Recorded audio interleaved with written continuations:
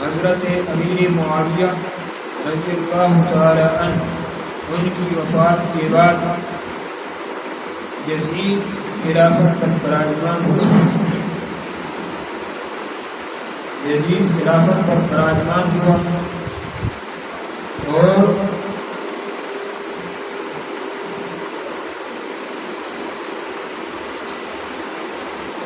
اس نے حضرت امیر معاویہ رضی اللہ تعالیٰ عنہ کے غلام رزیق ان کو یہ ہے تو ولید بن عتبہ گورنر مدینہ ان کے پاس بھیجا وہ وہاں پر جائیں اور ان کو یہ خبر دیں.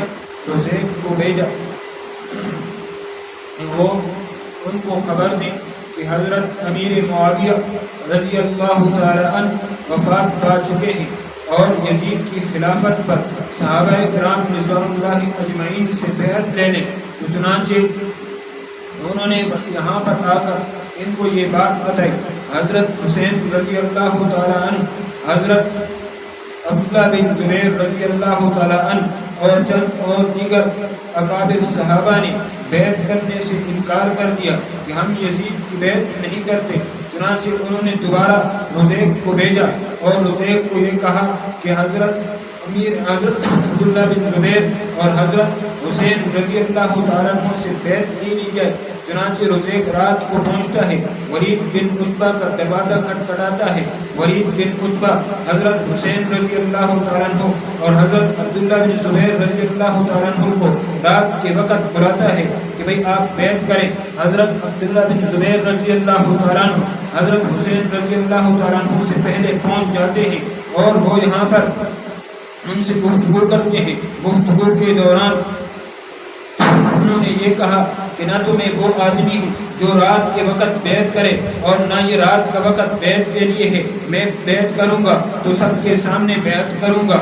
تو اس حوالے سے انہوں نے ان کی بات کو معقول جانا اور ان کو جانے دیا اور حضرت حسین رضی اللہ تعالیٰ عنہ سے پھر اور کوئی گفتگو نہیں کی. لہذا اس حوالے سے عبداللہ بن زبیر رضی اللہ تعالیٰ عنہ وہ صبح ہونے سے پہلے رات کی آخری پہر میں وہ نکل گئے مکہ کی جانب. ولید بن عتبہ نے 30 یا 40 افراد کو ان کے پیچھے بھیجا ہے، 30 یا 40 افراد کو ان کے پیچھے بھیجا، لیکن وہ ان کے ہاتھ نہ آئے. حضرت حسین رضی اللہ تعالیٰ عنہ وہ 2 دن بعد جو ہے تو مکہ کی جانب روانہ ہوئے.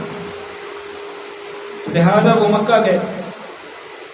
اس سے پہلے انہوں نے عبداللہ بن عمر رضی اللہ تعالیٰ عنہ جلیل القدر صاحب ان سے جو ہے تو ملاقات عبداللہ بن عمر رضی اللہ تعالیٰ عنہ نے ارشاد فرمایا آپ کو میں یہ کہتا ہوں آپ مکہ چلے جانا لیکن کوفہ نہ جانا، اس لیے کہ کوفیوں پر کوئی اعتبار نہیں.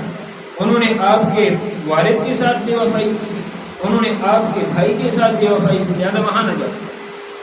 انہوں نے کہا فی الحال تو میں مکہ جا رہا ہوں، وہاں کے بارے میں بعد میں سوچوں گا.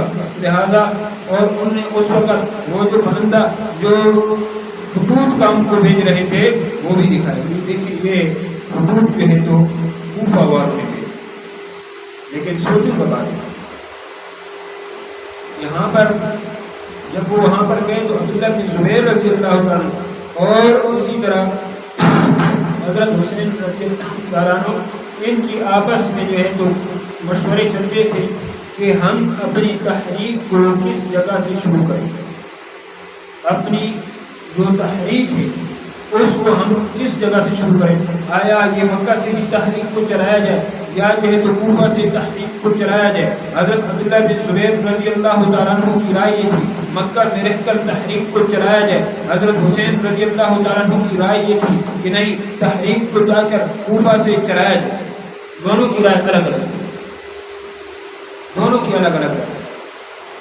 لہذا اس اعتبار سے دونوں حضرات کے آپس میں مشورے چلتے رہے ادھر جو ہے تو ولید بن عتبہ کی ناکامی دیکھ کر کہ انہوں نے جو ہے تو بیعت نہیں کر سکے، لہذا بیعت نہیں دے سکے، لہذا انہوں نے ان کو تبدیل کر کے عمر بن سعید کو جو ہے یہاں پر گورنر بنا دیا، اور عمر بن سعید ایک سخت مزاج آدمی تھا، لہذا اس نے جو ہے تو مکہ پر چڑھائی کر دی، لیکن مکہ پر چڑھائی کرنے کے لیے اس نے پہلے دیکھا کہ یہاں پر تو ذوالحجہ کا مہینہ ہے، لہذا ذوالحجہ کے مہینے کے اندر ذوالحجہ کا مہینہ چونکہ قریب آ رہا تھا، مسلمان جو ہے تو وہ آ رہے تھے، لہذا ان ایام کے اندر وہاں پر حملہ کرنا کوئی آسان کام نہیں تھا، کیونکہ مسلمان وہ حضرت حسین رضی اللہ تعالیٰ عنہ ان کی دفاع کے لیے وہاں پر کھڑے ہو جاتے، اور یہ حضرت حسین رضی اللہ تعالیٰ عنہ، حضرت عبداللہ بن زبیر رضی اللہ تعالیٰ عنہ ان پر قابو نہ پا سکتے، لہذا انہوں نے اس چیز کا انتظار کیا کہ موسم حج چلا جائے، اس کے بعد ہم جو ہے تو حملہ کریں گے، لہذا انہوں نے اسی طرح کیا، لیکن عبداللہ بن زبیر رضی اللہ تعالیٰ عنہ انہوں نے عمر بن سعید کی فوج کو بگا دیا، مکہ والوں کی مدد سے انہوں نے ان کو بگا دیا۔ سب بات حسین رضی اللہ تعالیٰ عنہ اس سے پہلے کوفہ روانہ ہوا، حسین رضی اللہ تعالیٰ عنہ انہوں نے کہا کہ میں نہیں چاہتا کہ میرا خون اللہ کے حرم میں بہے، میرا خون اللہ کے حرم مکہ میں بہے، میں یہ نہیں چاہتا، لہذا اس حوالے سے وہ یہاں سے کوفہ کی جانب چلے گئے، لیکن اس سے پہلے جانے سے پہلے حضرت حسین رضی اللہ تعالیٰ عنہ کا کوفیوں پر اعتماد نہیں تھا، یہ بات اپنی ذہن میں رکھیے، حضرت حسین رضی اللہ تعالیٰ عنہ کا کوفیوں پر ذرا برابر اعتماد نہیں تھا۔ اب یہ کیسے؟ دیکھیں خطوط جمع ہوتے رہے، 12,000 خطوط جمع ہوئے، 12,000 خطوط، اور خطوط میں یہ لکھا گیا ہے کہ 1,00,000 مسلح افراد آپ کی بیعت کے لیے تیار ہیں، 1,00,000 مسلح افراد آپ کی بیعت کے لیے تیار ہیں، آپ کوفہ آ جائیں، آپ کوفہ آ جائیں۔ تو اس پر انہوں نے اکتفا نہیں کی، بلکہ انہوں نے مسلم بن عقیل رضی اللہ تعالیٰ عنہ کو جو ہے تو بھیجا، ان کو بھیجا کہ آپ جائیں کوفہ کے حالات کا جائزہ لیں، آپ وہاں جا کر دیکھیں کہ انہوں نے جو خطوط کے اندر لکھا ہے یہ ٹھیک بھی لکھا ہے، کیا واقعہ اس طرح کی بات ہے یا نہیں۔ مسلم بن عقیل رضی اللہ عنہ وہاں گئے اور ہانی بن عروہ کے گھر میں تھے، اور وہاں پر لوگوں نے ان سے بیعت لینا شروع کی، لوگوں سے بیعت، تو 12,000 افراد نے مسلم بن عقیل کے ہاتھ پر بیعت، 12,000، کم تعداد نہیں، 12,000۔ اب اس صورت کے اندر یہاں پر جو گورنر تھے کوفہ کے اندر وہ نعمان بن بشیر رضی اللہ تعالیٰ عنہ ایک بڑے فقیہ اور بڑے صحابی اکابر صحابہ سے وہ یہاں پر موجود تھے، ان کو لوگوں نے تعین کی کہ دیکھو آپ کی موجودگی کے اندر یہ بیعت لے رہے ہیں، آپ کی موجودگی کے اندر یہ بیعت لے رہے ہیں اور آپ کچھ نہیں کرتے، آپ کی طرف سے کوئی کارروائی نہیں ہے۔ انہوں نے بڑا تاریخی جواب دیا، کہا اللہ کی اطاعت میں اگر مجھے بزدل کہا جائے یہ مجھے گوارا ہے، اللہ کی اطاعت میں مجھے بزدل کہا جائے یہ مجھے گوارا ہے، لیکن اللہ کی نافرمانی میں مجھے طاقتور کہا جائے یہ مجھے گوارا نہیں کہ میں طاقت کا استعمال کروں۔ دوسری بات یہ ہے، دوسری بات جو یہاں پر سمجھنے کی ہے اور توجہ کرنے کی ہے وہ یہ ہے کہ یہ بیعت جو حضرت حسین رضی اللہ تعالیٰ عنہ کے لیے ہو رہی تھی یہ بیعت خلافت نہیں تھی۔ حضرت حسین رضی اللہ تعالیٰ عنہ کے لیے جو کوفہ میں بیعت ہو رہی تھی یہ بیعت خلافت نہیں تھی۔ یہ کون سی بیعت تھی اور یہ بیعت خلافت کیوں نہیں تھی؟ یہ بیعت خلافت اس لیے نہیں تھی کہ نعمان بن بشیر رضی اللہ تعالیٰ عنہ انہوں نے فرمایا کہ اگر مجھے یہ معلوم ہو جائے کہ یہ لوگ خلیفہ وقت سے خروج کر چکے ہیں اور انہوں نے ان سے بیعت کو توڑ دیا ہے تو میں تلوار کو سونتنے میں دیر نہیں کروں گا. میں تلوار کو سونتنے میں دیر نہیں کروں گا. اب یہ گورنر ہے، کوفہ کی گورنر ہے، ان کے پاس چھوٹی چھوٹی چیزوں کا خبر ہے، ان کے پاس پل پل کی خبریں پہنچتی ہیں. جب یہ کہہ رہے ہیں کہ اگر انہوں نے توڑ دی اور اس کے باوجود یہ جو ہے تو تلوار نہیں نکال رہے تو مطلب یہ ہے کہ توڑی نہیں ہے، ابھی تک بیعت ٹوٹی نہیں. دوسری بات یہ ہے حضرت حسین رضی اللہ تعالیٰ عنہ کوفہ کیوں آنا چاہتے تھے؟ کوفہ کیوں آنا چاہتے تھے؟ دیکھیں حضرت حسین رضی اللہ تعالیٰ عنہ انہوں نے اپنے والد سے رہنمائی حاصل کی، اپنے والد سے. اور حضرت علی رضی اللہ تعالیٰ عنہ ان کی ترتیب کیا تھی کہ جو آدمی ناسمجھ ہے، نابلد ہے، دور شناس نہیں ہے، اس کے سر پر شفقت کا ہاتھ رکھے. ناسمجھ ہے، نابلد ہے، دور شناس نہیں ہے، معاملے کی گہرائی کو نہیں سمجھتا، اس کے سر پر دست شفقت رکھ کر اس کو اپنے قریب کرو تاکہ وہ مزید خراب نہ ہو سکے. تو یہ کوفہ والے بالکل ہی ایسے تھے جو شیلے ناسمجھ. انہوں نے خط کے اندر لکھا تھا 1,00,000 مسلح افراد آپ کی بیعت کے لیے تیار ہیں. حضرت حسین رضی اللہ تعالیٰ عنہ ان کو خدشہ تھا کہ اگر میں نہ گیا کہیں ایسا نہ ہو یہ لوگ بغاوت نہ کر دیں، ایسا نہ ہو مسلمانوں کے اندر خانہ جنگی نہ چل جائے، ایسا نہ ہو مسلمان ایک دوسرے کے خون کو نہ بہا دیں. لہذا اس مقصد کے لیے حضرت حسین رضی اللہ تعالیٰ عنہ وہ جو ہے تو کوفہ روانہ ہوئے. مسلم بن عقیل رضی اللہ تعالیٰ عنہ انہوں نے مراسلہ بھیجا کہ بالکل حالات مناسب، 12,000 لوگ جو ہے تو وہ بیعت ہو چکی، 12,000، اور آپ آ جائیں، بالکل تسلی بخش حالات ہیں. ادھر جو لوگ حضرت نعمان بن بشیر رضی اللہ عنہ کو بھڑکا رہے تھے انہوں نے یزید کو خط لکھا اور مرچ مسالے ساتھ میں ملا دیا کہ ادھر آپ کے خلاف بیعت ہو رہی ہے اور یہ کچھ نہیں کر رہی، یہ کچھ بھی نہیں کر رہی. تو انہوں نے نعمان بن بشیر رضی اللہ تعالیٰ عنہ کو معزول کر دیا اور اس کی جگہ عبید اللہ بن زیاد جو بصرہ کا اس وقت گورنر تھا، بصرہ سمیت اس کو کوفہ کی گورنری بھی دے دی. اور یہ بڑا ظالم شخص ہے. تو یوں اس صورت کے اندر انہوں نے جب گورنری سنبھالی، گورنری سنبھالنے کے ساتھ انہوں نے سب سے پہلا کام یہ کیا، ہانی بن عروہ میزبان جو مسلم بن عقیل کے تھے ان کو گرفتار کر لیا. مسلم بن عقیل وہ اپنے 4,000 لوگوں کو ساتھ لے کر میدان جنگ کے اندر اترے ہیں، یوں چلے ہیں قصر کی جانب، محل کی جانب. وہاں پر دیکھا پیچھے سے کوئی 50 آدمی ایک گلی کے اندر گھس رہے، کوئی 30 آدمی گلی کے اندر گھس رہے. ان 4,000 میں سے، ان 4,000 افراد میں سے کوئی ادھر جا رہا ہے، کوئی ادھر جا رہا ہے، کوئی ادھر جا رہا ہے. جب وہاں پر پہنچے ہیں تو 50 افراد باقی رہے، ان کے پیچھے 50 آدمی. مسلم بن عقیل رضی اللہ عنہ 50 آدمی، 12,000 میں 4,000 لشکر میں شامل، 4,000 میں تو 4,000 میں سے 50، باقی سب کے سب غائب. خود انسان اس چیز کو جو ہے تو اندازہ ہے. یہ تھے یہ شیعان علی تھے، جن نے خطوط لکھے تھے یہ شیعان علی تھے. آج ماتم کرتے اپنے آپ کو مارتے، اس وقت یہ خود تھے.